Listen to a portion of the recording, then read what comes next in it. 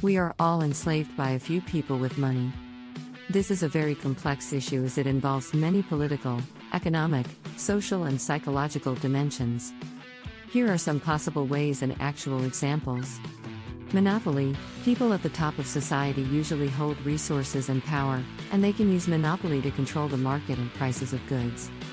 Usually they try to avoid competitors in order to monopolize the market, which in turn suppresses consumer choice and purchasing power. This not only allows for greater profitability, but also allows them to control people's lifestyles and consumer behavior. Bribery. The top people, who often have substantial wealth, can influence the political and legal system to their advantage through bribery and lobbying.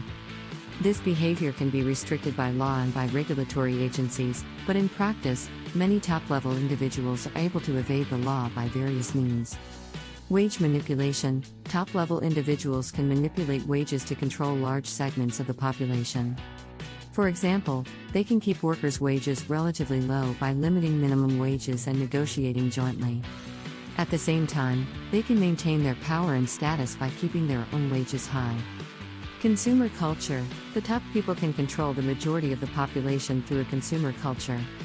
Consumer culture is usually promoted through marketing and advertising to encourage people to buy more goods and services. The top people can usually control the spread and formation of these consumer cultures to suit their own interests.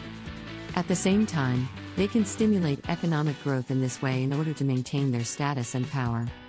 Taken together, there are many ways in which the top can use money to subjugate large segments of the population, either illegally or legally.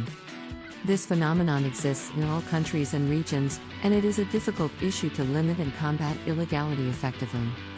Some of the actual cases and methods around this may include political contributions. Politicians and political groups accept contributions to win elections and influence decisions.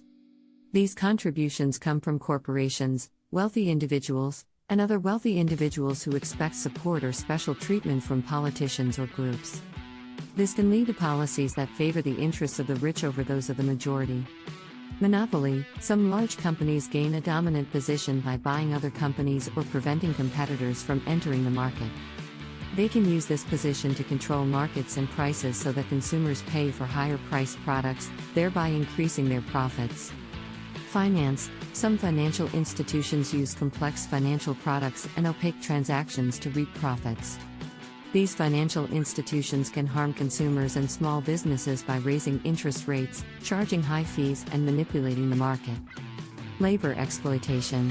Some companies profit by providing low-wage workers with low pay, no benefits, and dangerous jobs. These workers are often vulnerable groups, such as immigrants, women, and minors. Such practices can harm the quality of life of workers and may threaten their lives.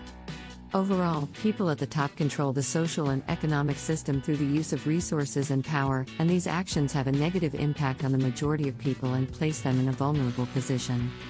This phenomenon demonstrates the existence of social inequality and the gap between the rich and the poor, which can have serious consequences for society and the individual. And what is the nature of money? How do most people fall into the life and trap of chasing money? The essence of money is that it is a currency that has a value exchange function in society. It is a universal medium of exchange, used to buy and sell goods and services, to conduct business activities, and as a means of reserve and payment in economic activities. Most people fall into the trap of chasing money, probably because of the influence of social and cultural values and the lure of material enjoyment and security of life that money brings.